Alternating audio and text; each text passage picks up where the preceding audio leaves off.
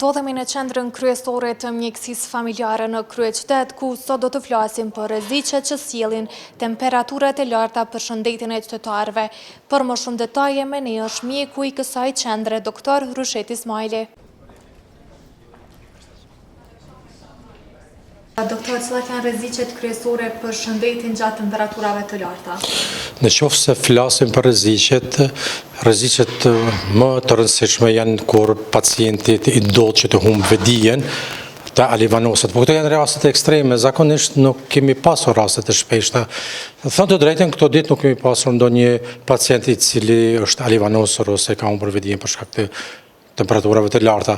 Në qoftë se këta pacient ballafaqohen direkt në rrezet të diellit, ndodh që qarkullimi i gjakut të dobësohet, sidomos ata që janë të smur kronik, edhe pastaj ata janë të rrezikuar. Ky është ndoshta mund të them rreziku madhor. Ka dhe rreziqe të vogla, po ky është ajo që cilën ballafaqohen. Që shfaqen gjatë goditjes nga temperaturat e larta?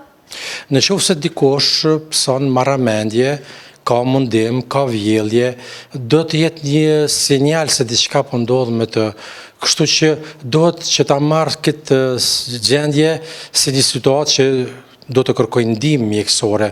Jo patjetër që është nga temperaturat e larta, jo patjetër se do të ndodhë diçka, po është një sinjal që po ndodh diçka me trupin e tyre. Në qoftë se dikujt po i ndodh, sidomos ata që janë në ndërtim, ta ndalin punën aty për aty.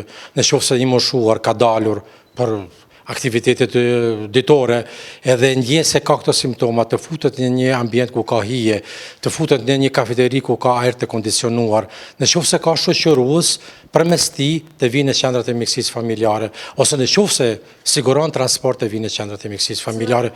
Kjo në qoftë se pacienti ka probleme, mirë po për të parandaluar këtë situatë, është mirë që të mos dilet pa nevojë në pikun e ditës. Ta zëm nga ora 10 e mëngjesit deri në 5 të pasdrekës.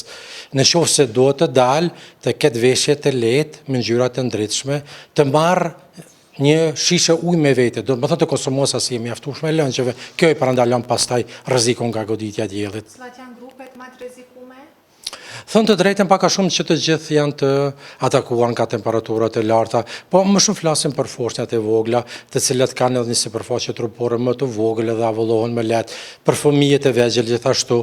Pastaj, gratë shtatzëna, jo se është një situatë, është gjendje fiziologjike, është gjendje normale të shtatzën.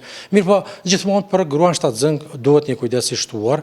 Pastaj janë të moshuarit, jo të gjithë, po sidomos ata që kanë edhe sëmundje kronike, hipertension, diabet, probleme me frymarrje.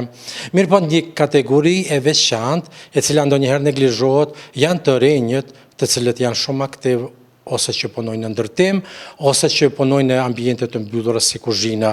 Për shkak se nuk janë në gjendje të avollohen sa duhet, ata edhe psojnë nga temperaturat e larta. Kemi pas raste kur dikush edhe rrëzohet nga skelet ose dikush alavinoset në vendin e punës. Cilat janë ushqimet që duhet konsumohen dhe cilat janë ato ushqimet që duhet shmangur, po ashtu dhe sa duhet të qëndrojë trupi hidratuar dhe sa litra ujë duhet konsumuar gjatë ditës? Ne zakonisht ju preferojmë që të keni një dietë të balansuar gjithë secilit, në mënyrë të veçantë ata tash në këtë stin të verës, është mirë që të shmangën ushqime të cilat kanë kripra, të cilat kanë yndyrna dhe të cilat kanë sheqerna.